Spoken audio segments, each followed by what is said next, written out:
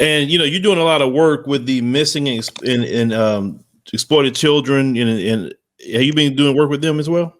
It just started, man. Recently, again, when the pandemic happened, man, somebody brought to my attention about how many kids be taken a year, and the numbers were staggering, man. I seen like 800,000 kids, and by me being a father of six, man, I couldn't imagine my child being taken and not being able to communicate with them, not seeing them. But I think that's just crazy, man. That it's 800,000 kids missing a year, and we don't hear about this on the news. Like this is ridiculous.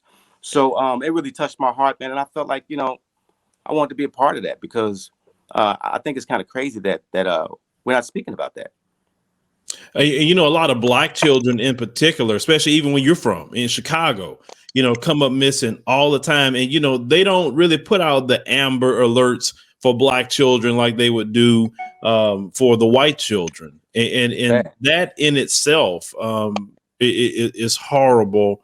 And on top of your work with them, what other initiatives are you going to, spearhead, that you can use your platform to help, highlight these missing black children in our community? Well, we're gonna definitely start posting stuff about it, as well as talking about it in interviews.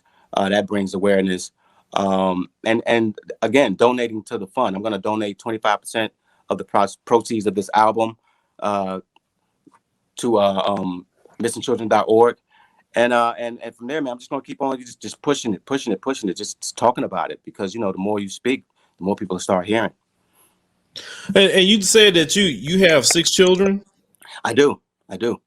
Awesome. What you have, girls, boys? I got 5 daughters and 1 son. Oh wow, 5 daughters and 1 son. Listen, I got 3 daughters and 1 son, and I know your babies. You got to protect them, much as possible. But with all this craziness going on with the pandemic, and have you been doing homeschool with some of your children? Well, 4 of my daughters are adults. You know what I'm saying? So they're off on their own. They're living their life. And I have 2 young children, and my children. Well, my son, he's 5. He's not in school yet, so he's here at home with us. And my daughter, she goes to school. Okay, so in your immediate family life with the pandemic, how has it been going with your family, with the kids? Because my daughter, for instance, has been doing Zoom, school since March of 2020 when they shut down her school, and she's still doing it now. And then being locked down, and you're trying to protect your family from this crazy pandemic. I mean, how's it been for you? I mean, you know what? To be honest with you, I stay at home a lot anyway. So, and I'm always in the studio, so nothing has really changed for me. This is my environment. I stay in the studio. I'm a studio rat. As far as the family, man, we just we try to invite family over, man, so we can spend time together. And those are the things that we do. We're not really we don't go out that much, especially in a time like this. So we just invite family over, man, and kick it with the family. Yeah, and one thing I know and I know you probably know this, mental health is very important. And a lot of times as brothers, we don't pay attention to that because we got so much going on. But have you took any trips, anywhere you can say, you know what, I got to have a mental health break? Yeah, man, you know what? I went to Peru back in, I think it was maybe 07 or 08, something like that. It was a few years ago. Not that long ago.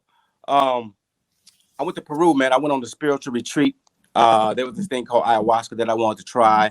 I stayed in the jungle for 2 weeks, man. And honestly, man, I really felt like I found myself. That was the first time in my life that I had traveled abroad alone. You know what I'm saying? And I just really felt like that time alone in the jungle, man, was really, really, it helped me. It just made me have a new love for life. And it just made me feel like I wanted to change as a person. So I came back home and applied those things to my life. Yeah, because sometimes, when we're so busy running business and family, etc. A lot of times we just get so busy we don't think about that. Because I remember the same thing, when I went to Ethiopia in 2018 and Kenya in 2019, it literally gave me a mental health break to come back and even deal with things a lot, more than what I was dealing with before. So do you recommend to anybody that's listening to start, and I try to push this a lot, to start traveling all over the world? Man, I recommend you see the world itself. You know, make sure you get out, because you'll go somewhere and you'll see some things, and it'll make you appreciate your home even more. But it'll also make you appreciate other cultures, and see other things out there. And you'll wonder, you'll imagine, or you'll wonder why we don't do this here, or why is it like this here and not that way there. So I encourage people, man, to get out and see the world, because I mean, how you gonna learn? Experience is the best teacher.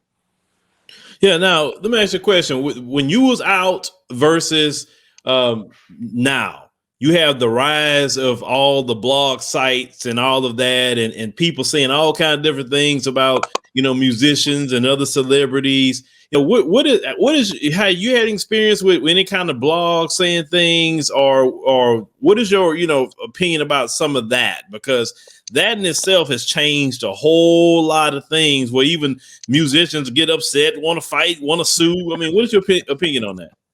You know what, man? I really don't even have an opinion on it, man, because people gonna be people. Everybody wants to, hit a negative, want to see the downfall of somebody else.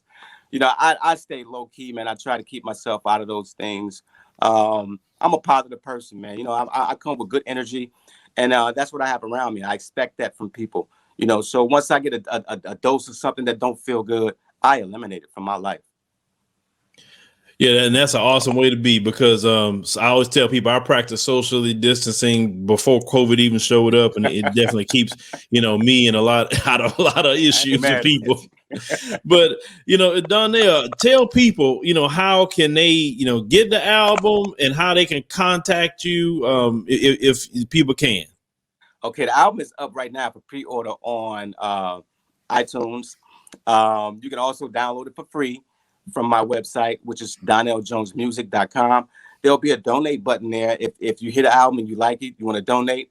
Again, I'm donating 25% of the proceeds to missingkids.org. I'm sorry. And you can also hit me up on Instagram, which is Donell Jones Forever. My Twitter is Donell Jones 96, and my Facebook is Donell Jones Music.